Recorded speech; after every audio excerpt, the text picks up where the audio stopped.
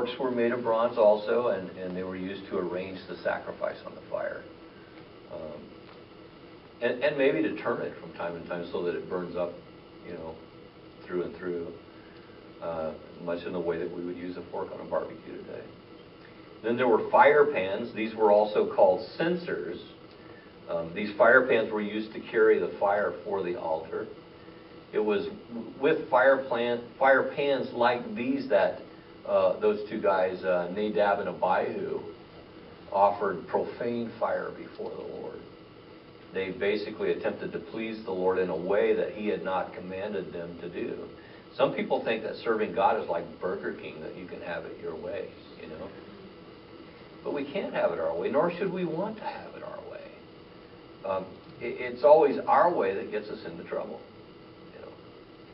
It sure got Nadab and Abihu into trouble. We're told in Leviticus chapter 10, verse 2, that fire went out from the Lord and devoured them, and they died before the Lord.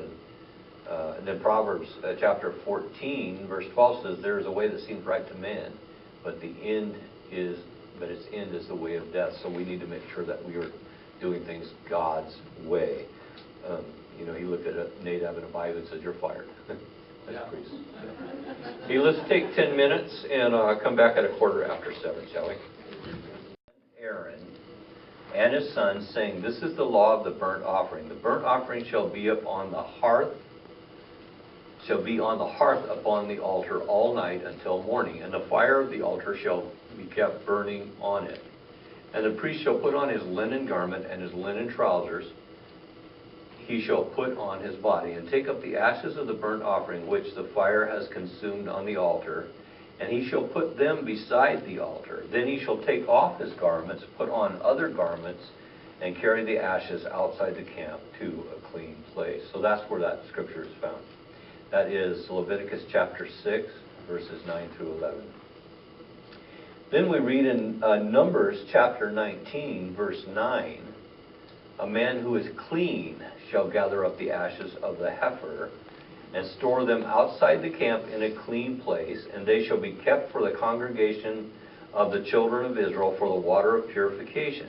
It is for purifying from sin." So the ashes, as we mentioned, and this is one of those things that I couldn't wait to get to this point to tell you, just to let you have an idea of what kind of symbolism we were going to look at and that sort of thing.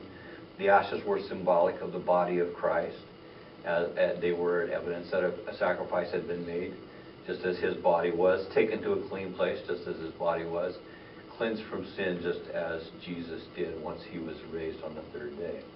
Hebrews chapter 9, verses 13 through 14 explains it this way. "For if the blood of bulls and goats and the ashes of a heifer, sprinkling the unclean, sanctifies for the purifying of the flesh, how much more shall the blood of Christ, who through the eternal Spirit offered himself without spot to God, cleanse your conscience from dead works to serve the living God?" Any questions about the utensils or the ashes? All right, let's look at the bronze laver. And time willing, we'll also get to the golden lampstand. Everybody have a handout for that? I mean, not a handout, the outline. Is that the one? Bronze laver, golden lampstand?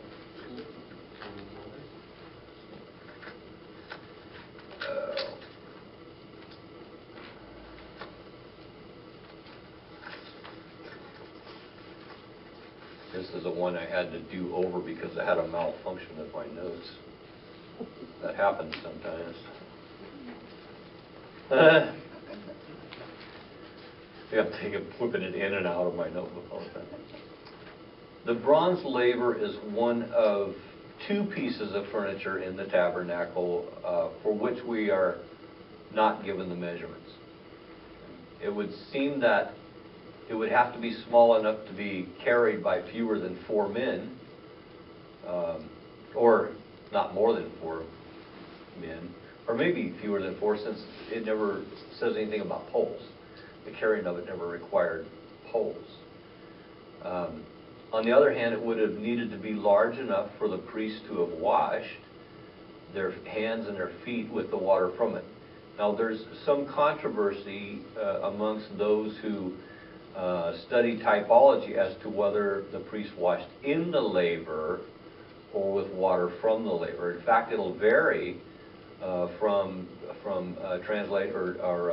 translation to translation of the Bible.